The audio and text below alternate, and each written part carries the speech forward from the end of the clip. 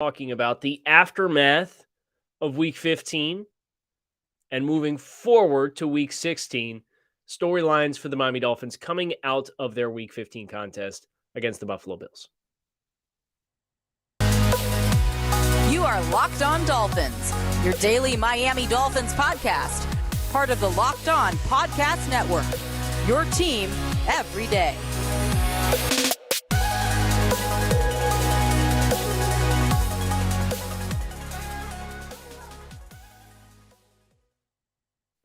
What's going on, Dolphins fans? Kyle Krabs of Locked On Dolphins, your team every day here on the Locked On Network. Want to thank you guys for making Locked On Dolphins your first Miami Dolphins listen of the day. Today's episode of Locked On Dolphins is brought to you by Ultimate Football GM. To download the game, just visit ultimate-gm.com or look it up on the app stores. Our listeners get a 100% free boost to their franchise when using the promo code Locked On, all caps, in the game store, and I am addicted. It's really fun. Ultimate Football GM. I'm Kyle Krabs, host of Locked On Dolphins, lifelong Miami Dolphins fan, co-founder of the draftnetwork.com. And coming out of Week 15, obviously the Dolphins offense played much more like the Dolphins offense we've come to expect this season, with a 29-point performance in frigid Buffalo. But there is no such thing as consolation prizes. The Dolphins sit at 8-6. They're currently the AFC's 7th team in the 7-team playoff standings. But I think the first thing I want to start with, here's an interesting quirk based on the other results of games from Sunday and Week 15. The Jets lost to the Lions in the final 2 minutes. The Patriots lost to the Raiders on the last play of the game, with perhaps the dumbest football play you'll ever see. The Chargers won, so the Chargers moved in front of the Dolphins in the standings. But here's the interesting quirk. The Dolphins left Week 15 after losing with a higher playoff probability than they came into the week with because of the other results across the league. The Dolphins entered Week 15 with a 70% playoff probability. The loss in a vacuum on Saturday night dropped them to about 65%. But then the Jets lost, and then the Patriots lost. And those two things added up to Miami now sits at a 71% chance to make the playoffs with a one-game worse record and one game less left to play. The Dolphins really just need to focus right now on finishing. Well, they need to focus on beating the Green Bay Packers. But if the Dolphins finish second in the AFC East, they'll make the playoffs. Because your other playoff contenders, your fringe 8-loss teams that would need to run the table and get hot, Miami has head-to-heads against Cleveland and Pittsburgh. And the Raiders play San Francisco and Kansas City for the last 2 weeks. So just read between the lines. So you have Los Angeles and Kansas City in the West. You have Baltimore and Cincinnati in the North. You suddenly have a divisional race with the Titans and the Jaguars, but the Jaguars are 6-8. They'd have to run the table. They play the Jets, by the way. So we're big Jaguars fans on Thursday night this week. And then they play the Titans, and the Titans at 7-7. So the winner of the South is guaranteed to have 8 losses no matter what, which means the follow-up team would also have 8 losses, which again takes Miami to, well, how many wins can you get? Because that's how you slam the door shut. Magic number's 2 wins. The Dolphins a game in front of the Patriots, a game and a half in front of the Patriots, and a half a game in front of the Jets, with a game against each head-to-head left still to play. Playoff clinching scenarios, this thing gets pretty direct for Miami. If the Dolphins beat the Packers, and the Jaguars beat the Jets, and the Bengals beat the Patriots, nothing here is crazy. That 71% for Miami goes to 91%. And then if Miami goes into Week 17 in Foxborough and they beat the Patriots, they clinch a playoff spot. That's how many dominoes away you are right now. beat the Packers, beat the Patriots, Bengals beat the Patriots, Jaguars beat the Jets. The Dolphins will clinch in Week 17. So for all of the, and then from there it gets into playoff seeding and how high can you get, and what do the teams slip up? Do the Ravens slip down the stretch? Do the Chargers slip down the stretch? How do the divisional opponents sort themselves out amongst themselves, because the Bills and the Bengals still play one another? The Chargers have the inside track to the 5 right now, and that's a bummer, because the 5 seed, I mean, they play Indianapolis, LA Rams, and Denver Broncos, and they're 8-6, and they have a head-to-head against Miami. So if both teams are on the table, the Chargers will, of course, finish higher in the standings. But that's kind of your post-chaos of Week 15 snapshot of where the Dolphins are standing. And really, it just comes down to execution at this point in time. But you are 4 steps away on the chessboard from the Dolphins having clinched a playoff berth before even going into the home game against the Jets. So take that for what it's worth. But I did think that was particularly interesting, and a really interesting quirk that Miami lost the game and yet left the week with better playoff probability odds, because the 2 teams that are on the outside looking in are also the 2 other AFC East teams that they have head-to-heads with. And the Dolphins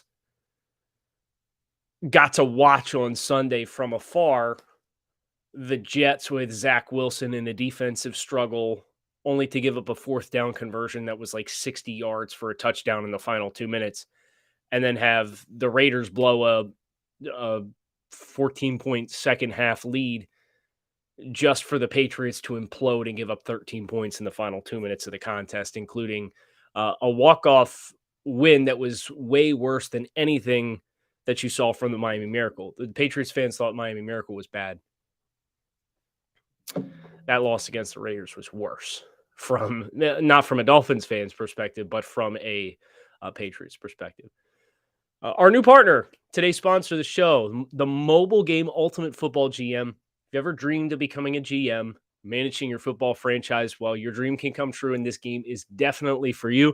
You can manage every strategic aspect of your team, play through the season, and lead your team to glory. You're responsible for hiring the right coaches and coordinators, trading players, making draft picks, navigating your franchise through free agency and the salary cap, and the draft with all the ups and downs of a season. All this in a challenging and realistic game world. Ultimate Football GM is completely free and playable offline.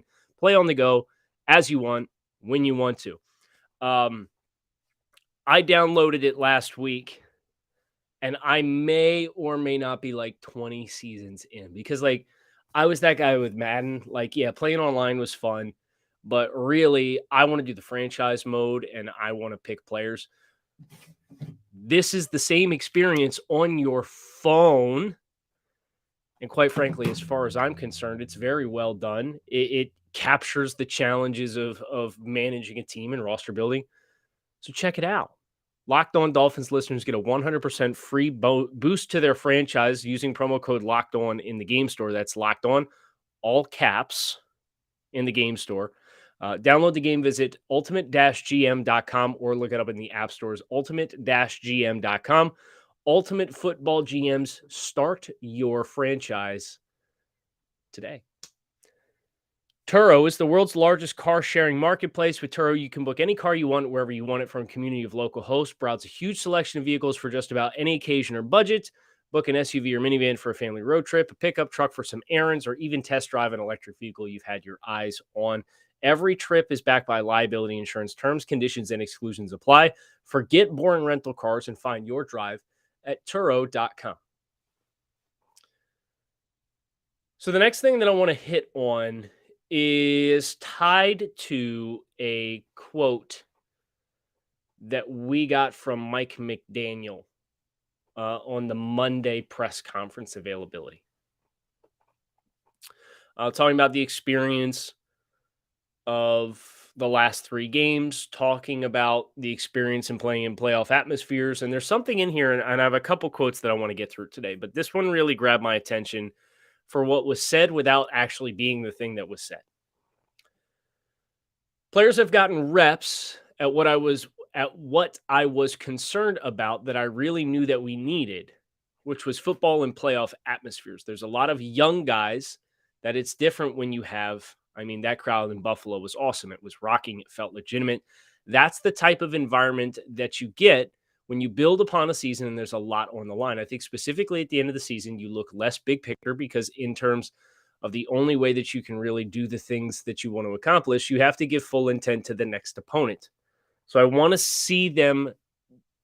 them to see one team and one team only, the Green Bay Packers. What I do know is that game matters more than any other game. I think you're down the stretch. It's almost like you do the reverse. You could talk big picture and talk about goals when things are far away. When stuff gets closer, it's almost like you're challenging yourself to be more locked into the moment than other teams, players, individuals, because a lot of games are won or lost that way. I appreciate this insight. It kind of is a reminder that everything that I just did for the first segment of the show is not what the Dolphins themselves should be doing. But the reminder that this is still a young team. You know, the Dolphins have been in the weeds with this rebuild since 2019. Really, 2020 was when they started to turn the corner. There's obviously a head coaching change. But I think that's perspective that's pretty easily lost because we as Dolphins fans have watched winning seasons the last 2 years in which the team did not punch a ticket to the playoffs. And it's very easy to become disenfranchised very quickly in that regard because you know the Dolphins had missed opportunities in both of those seasons. You're looking at this season and saying, well, the Bills game was a missed opportunity. The Vikings game was a missed opportunity. The Bengals game was a missed opportunity. The 49ers game was a missed opportunity. The Chargers game was a missed opportunity. And all those things are true. But this kind of gets into, and this is more just like NFL theory than anything else. I don't have anything tangible for this to back this with definitive statements, but I'm a pretty large believer that teams have to go through some stuff before they're ready to evolve. And that's not to say that's a foolproof, tried and true, 100% accurate statement because the Bengals did what the Bengals did last year. And those teams happen and spring up where they are fairy tale performances and they capture lightning in a bottle and you're able to springboard that like the Bengals have. You know, the Bengals are sitting at 10-4 now. They're guaranteed to have double-digit win seasons for 2 consecutive years now, and they're looking like a legitimate threat to be the 1 seed in the AFC. And they play the Bills head-to-head still in Week 17. So the Bengals are our best friends down the stretch. At New England, home against Buffalo, home against Baltimore to close the season. If Miami's going to play their way into not being the 7th seed and being the 6th seed, the Ravens might be your best bet because they play Pittsburgh and Cincinnati the final 2 weeks, and they've been without Lamar Jackson the last couple weeks. But you think about teams like the Kansas City Chiefs. Think about teams like the Los Angeles Rams. You think about the teams like the current iteration of the Buffalo Bills. These are all teams that through various junctures, the Chiefs with Alex Smith, the Bills are in the midst of this now, the Rams with Jared Goff. You're building, you're stacking your team, and you're close. You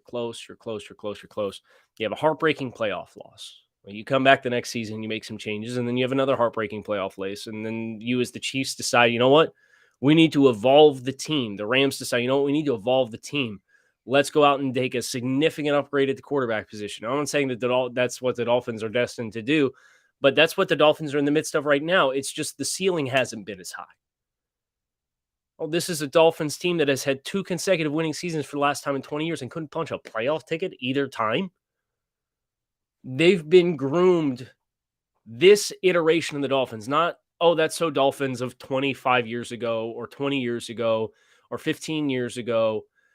This nucleus of the Dolphins is still a very young team and a very young core with more veteran players that have been sprinkled in that have been experienced in times like these.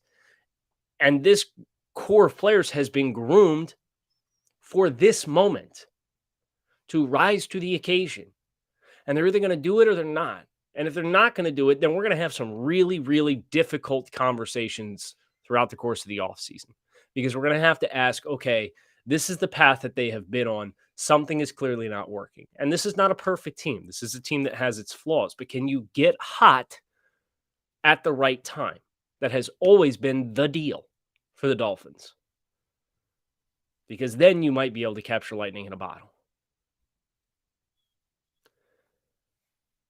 So as I think about this Dolphins situation that this team is in, and hearing Coach McDaniel talk about, we needed playoff environment experience because this team hasn't been to the playoffs.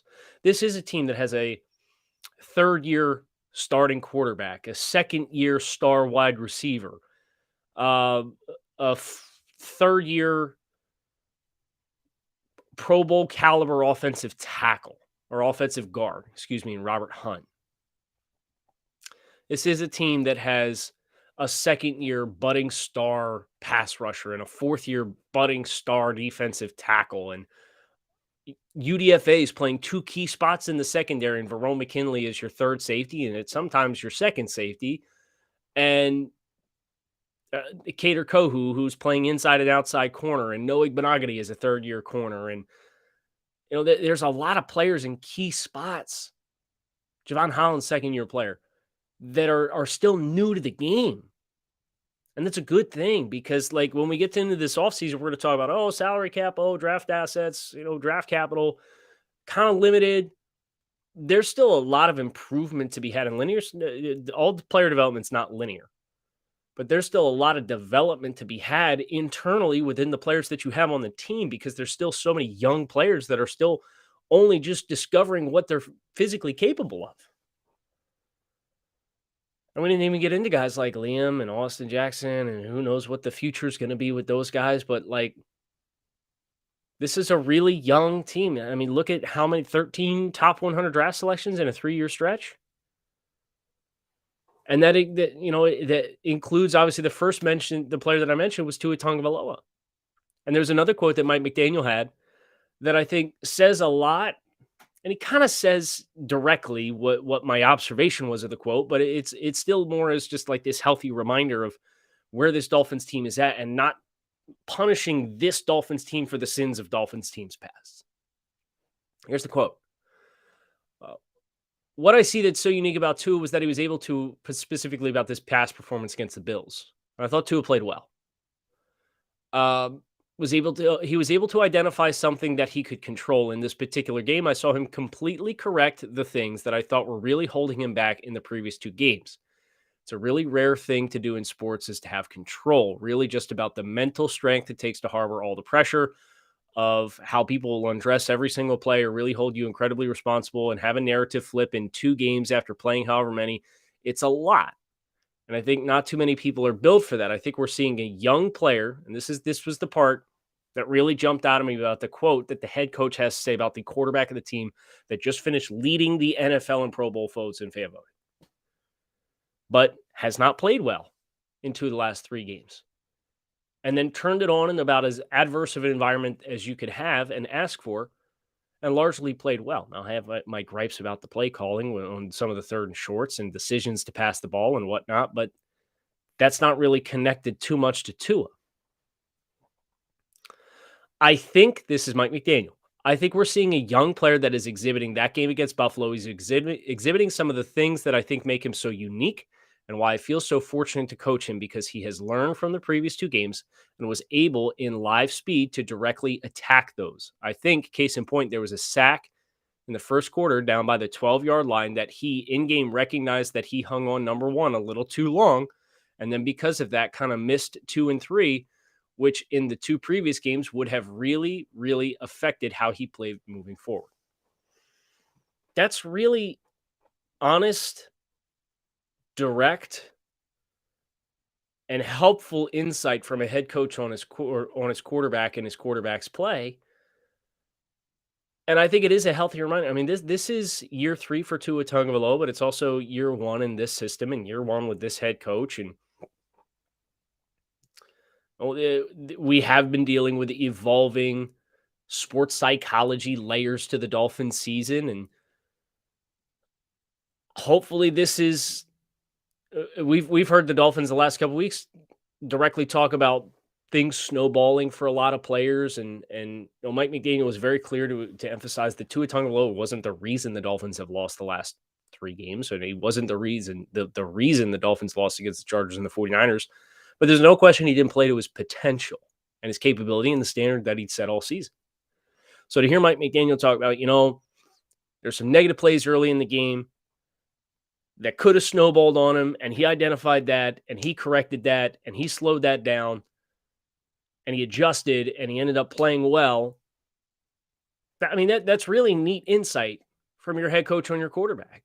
And it's a nice, like, Mike McDaniel knows better than all of us do about Tua, right? He's been working with him every single day. Mike knows who he is, what his problems are, what his limitations are. And Tua bounced back, and I thought Tua played himself a good game. If you get that version of Tua against the Packers, the Patriots, and the Jets, I promise you the offense will score enough points to win the game. And now it's, can the defense make a couple plays? We just watched the Packers last night on Monday Night Football, and they leaned heavy into the traditional run game to beat the Rams. That Rams team is bad. And as I look at Green Bay, Bakhtiari didn't play at left tackle. We'll see. He had his appendix removed unexpectedly and is missing time with that. We'll see if he's able to play against the Dolphins. But even if he plays and it's Bakhtiari and Elton Jenkins on the left side of the line, from the center over is problematic matchups for Green Bay. If they want to win by traditionally running the ball, I think that plays into the Dolphins' strengths. And a lot of their receivers are either older and slower, like Randall Cobb, who are savvy route runners and chemistry players with Aaron Rodgers, or they're young players that I think the Dolphins can really win some one-on-one matchups with, especially if you put a veteran player like Xavier Howard on Christian Watson. Now, I understand Christian Watson's a dynamic height, weight, speed athlete, but if you play the course of 60 minutes, are they going to be perfect and on the same page? You'd assume probably not. So we'll spend a lot more time this week getting into that. But before we go any further on the show today, and I want to have one quote from Tron Armstead that I want to get into as well. Today's episode of Locked On Dolphins is brought to you by Prize Picks. Prize Picks, daily fantasy done right. Pick 2 to 5 players, and if they score more or less than their Prize Picks projection, you can win up to 10 extra money on any entry. There's no competing against other people. It's just you versus the projections available in-house. Prize Picks offers projections on just about any sport that you can watch, and entries can be made in 60 seconds or less. It is that easy. With safe and fast withdrawals, it is currently operational in over 30 states and Canada. Download the Prize Picks app or go to prizepicks.com to sign up and play daily fantasy sports. First-time users can receive a 100% instant deposit match up to $100 with promo code Locked On. You put in 100, they're going to give you another 100. You put in 50, they're going to give you another 50. You put in 25, they're going to give you another 25. Up to $100 with promo code Locked On at sign up for that instant deposit match. So the quote from Tron Armstead. We got the reminder from Mike McDaniel that the quarterback is a young player who's playing well, but is not immune from growing pains, especially in the new system. Well, let's also not forget Mike McDaniel is a young head coach and play caller who's not immune from growing pains. And I know we all have our gripes for the Dolphins and some situational football type stuff and game management and balance of the offense. Tron Armstead was asked on Monday if there was any new wrinkles added to the run game that the average fan wouldn't necessarily see. Here's what Tron said. No, not really. I think we kind of found the groove, the rhythm, the standard that we are looking for in the run game. It won't always be as explosive as it was on Saturday night, but the consistency to make Mike McDaniel want to keep calling them, and then Mike keep calling them after we have a negative run or a short game. Yeah. That checks out, doesn't it? You think about how many games have we seen this season where the runs have gone for 2 or less early in the game, and then they say, you know what, we're not going to do it. And the Dolphins came out and they punched the Bills in the mouth up front. And I will say that was the greatest takeaway for the Dolphins, was not the play of Tua Tagovailoa or Jalen Waddle getting explosive plays or Tyreek Hill with the touchdown, the beautiful touchdown pass to Tyreek. It was the fact that the Dolphins' offensive line punched the Bills in the mouth. Point blank, period. They did. And if you're going to be capable of doing that all season or the rest of the way, that's going to really set the tone and set the offense up for success. Because you think about the Bills fronts, and Joe Marino talked about this. I talked with Joe Marino after the game, of course, the great host of Locked On Bills. He's one of my best friends in the world. It's a lot more fun being friends with Joe when the aggregate score of this game was 51-50 and the team split the season series, hoping we get a rubber match. I'd love nothing more than a rubber match, even if the Bills are hosting that game. And the Bills probably will host that game because right now the Dolphins have like a 0.5% chance to win the playoffs because the Bills would have to lose out. And they play the Bears this weekend and then the Bengals and the Patriots. It's not likely.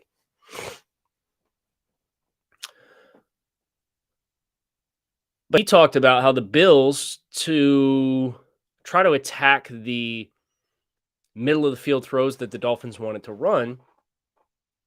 And by the way, the route distribution and target for the Dolphins for throws outside the numbers, I'll go ahead and pull up next-gen stats. But Joe talked about how the Bills consciously made a decision to play their linebackers deeper in base alignments because they wanted to take away the middle of the field throws. And what that did, created more room and runway for the Dolphins offensive line to carry up and get onto the second level and create gouging lanes. I thought that was a fascinating talking point. Let's talk about easy throws for Tua, by the way. So against the Chargers, Tua was 10 of 28. And if you identify throws that were outside the numbers, Tua did not have, looks like he had one pass attempt outside the numbers inside of 15 yards to either side of the field. So 0 for 1 against the Chargers. And it was a check down behind the line of scrimmage. Tua against the 49ers was throws outside the numbers, inside of 15 yards. One of 2, 1 of 3, 1 of 4, 1 of 5, 1 of 6, 1 of 7 with an interception. Inside of 15 yards, throws outside the numbers, just 1 of 8 and a pick the last 2 weeks prior to the Bills game. Well, then the Bills game happened. And we're 0 of 2 to the left-hand side, but then we have 1, 2, 3, 4, 5, 6, 7, 8 completions outside the numbers. Inside of 15 yards, according to the charts over at Next Gen Stats. 8 completions on throws inside of 15 yards, outside the numbers, and 2 20-plus yard air yard touchdown throws. Funny how that works, right? I mean, and the Bills consciously made the decision to take away the middle of the field. You know how many completions the Dolphins had from 10 to 20 yards in the middle of the field? 2. The Bills took away where the Dolphins primarily have thrown the ball all season long, and the Dolphins, for the first time in 3 weeks, had the answers. It wasn't the most efficient game of Tua Tagovailoa's season, 17 of 30, but he had some really nice throws. He created some explosive plays, and he threw to other areas of the field because the Bills made the conscious decision. So the Bills said, okay, we're going to play our linebackers deeper so that we can hunt up all your crossing routes across the middle. The Dolphins said, okay, then we're going to pound the rock for 7.5 yards a carry, and we're going to throw 15 yards outside the numbers. Funny how that works. You attack where they are not, and you can have offensive success. So for Miami, that is a very promising development, and that has to now carry over week to week. But if it does, Miami will be set up for success. But hearing Tron Armsteads say it's not always going to be as explosive as it was, but it needs to be consistent so that Mike wants to keep calling the runs. Yeah, I would agree. So opening script runs are going to be very important for the Dolphins to make sure they get right. So they don't get popped with a negative play and get McDaniel out of the flow of calling a balanced game. nice reminders here this week coming out of week 15 that this is a young team in many ways, even though it feels like it's not as young as it's been. And that's true. The nucleus is still young. The head coach is still young. So let's hope this 3-game losing streak has offered some lessons that the Dolphins in real time can do what Tua did in real time from the Chargers and 49ers game to the Bills game, and apply that and redirect that in a healthy way to get this team back on track. Kyle Krabs, Locked On Dolphins, your team every day. Fins up. I want you to keep it locked in right here on Locked On Dolphins. Make it a great rest of your Tuesday.